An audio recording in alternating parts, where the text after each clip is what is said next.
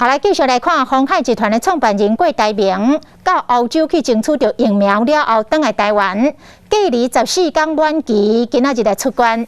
因为防疫的规定，郭台铭袂当直接到外口接受到访问，但是伊也是隔着这个玻璃，一个回答到记者的问题，讲这个客制化标签的 BNT 疫苗第一批，有希望伫中秋节的前后运到台湾，后续每礼拜拢会运来70万剂到80万剂疫苗，讲过来这批9月初8，也就是后日就会过来运到位。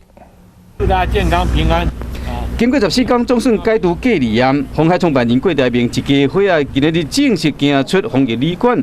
头站过档落来楼骹时，看到真侪媒体伫遐等，伊伫白纸顶面亲手写讲感谢大家伫遮顾规暝。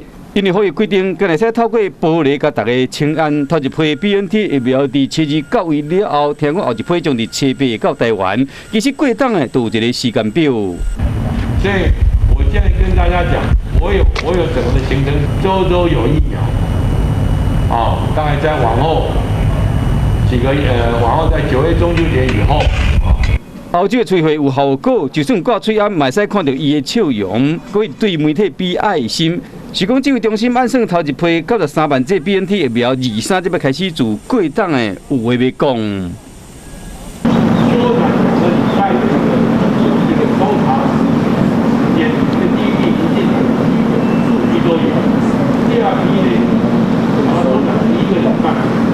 之前过档一个返来台湾，就建议讲指挥中心应该为这第三剂做准备。伊嘛主动向 BNT 提出，要保留3000万剂予台湾。不过指挥中心甲行政院拢持保留态度，过档的嘛尊重。调查的进病毒即将要扣人我觉得是有备无患比较好。这个量需求增加的话，我们对这个保留这个额度可能就没有。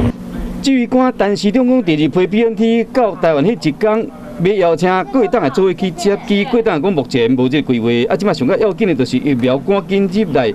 伊嘛伫面册写讲，除了第2批简体中文的标签，应该伫这礼拜内会到位以外，定的头一批嘛可能伫中秋前后到台湾。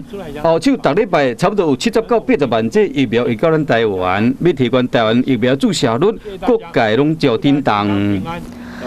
好来，乡亲。